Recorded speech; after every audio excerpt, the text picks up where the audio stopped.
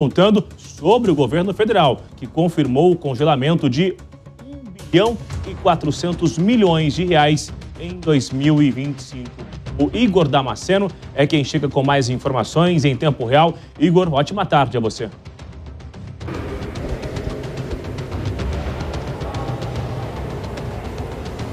Olá, é isso mesmo. O decreto que detalha como que o bloqueio vai ser aplicado pelo governo federal foi publicado em sessão extra do Diário Oficial da União. O texto foi formulado pelo Ministério da Fazenda e pelo Ministério do Planejamento e Orçamento. Ao todo, cerca de 1,5 bilhão foram bloqueados para que o governo federal cumpra as regras previstas no arcabouço. 4 ministérios vão ser diretamente impactados. O Ministério da Saúde vai ter um bloqueio de 1,160 bilhão. Em seguida, vem o Ministério de Portos e Aeroportos, que vai ter um impacto de 346 milhões de reais. O Ministério das Cidades vai ter um impacto de quase 90 milhões de reais. E o bloqueio para o Ministério de Minas e Energia será de 10,5 milhões. Agora, os ministérios vão ter até a próxima terça-feira para dizer ao Palácio do Planalto quais ações e programas vão ser impactados pelos bloqueios que foram anunciados pelo governo federal.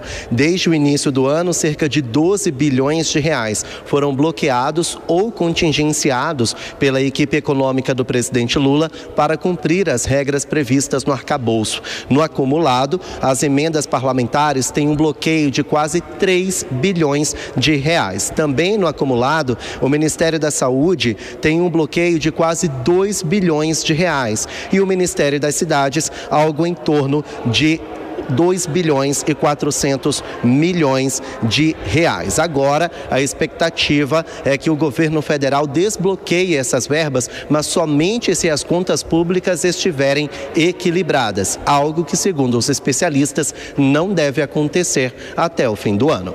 Voltamos ao estúdio. Obrigada, Igor Damasceno, pelas informações. Antes da no próximo assunto, eu queria chamar os comentaristas rapidamente sobre essa questão.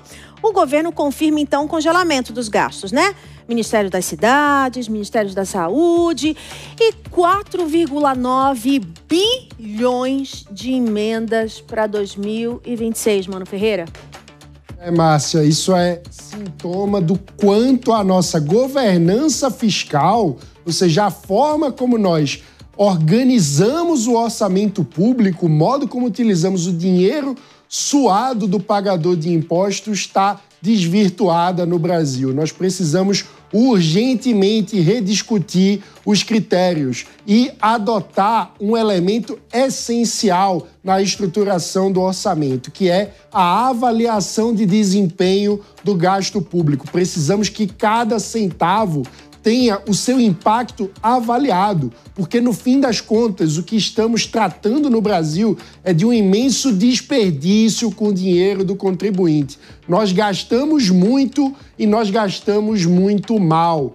A entrega do Estado brasileiro na proporção da nossa carga tributária é uma vergonha. Nós temos o pior retorno por gasto quando a gente considera o IDH do Brasil e a nossa carga tributária. Nós temos a pior razão, ou seja, o Estado mais ineficiente do mundo. E é isso que a gente precisa mudar, passando a levar a sério o dinheiro do pagador de impostos.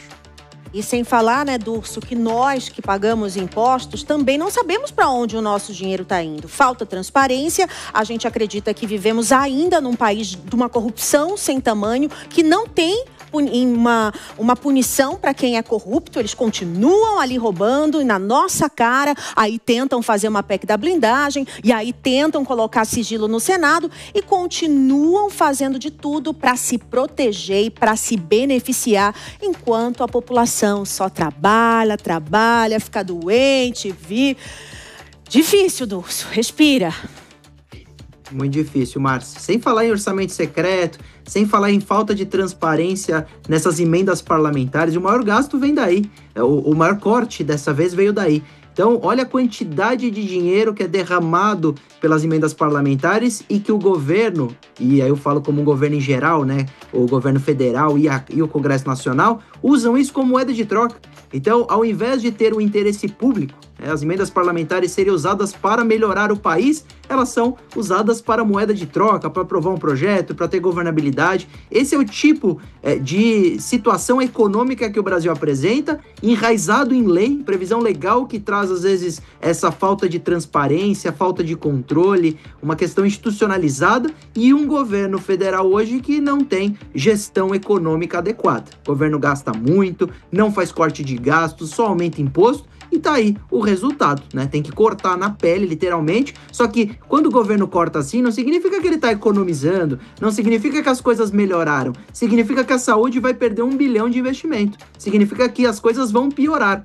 E para onde o resto do dinheiro foi? Onde foi gasto? Aí a Márcia bem falou, no gasto público exagerado, na corrupção, no gasto dobrado, em tudo isso que, ao invés de melhorarmos, ao invés essas previsões legais cobrarem um gasto mais adequado ou, por exemplo, uma reforma administrativa, enxugar o Estado, não, nós só pioramos a situação, lamentavelmente, numa questão em que, com as emendas parlamentares, isso é feito para politicagem e não para a melhora da vida do brasileiro. É isso aí, gente. Obrigada pelas análises. A gente, às vezes, tem que respirar fundo para continuar, né, falando de política aqui nesse jornal. É a nossa realidade. A gente está aqui também para te ajudar a fazer boas escolhas nas próximas eleições, né? A te dar informação, te munir com isso, que é o nosso único poder, é a informação, é a educação, para tentar mudar esse país, gente.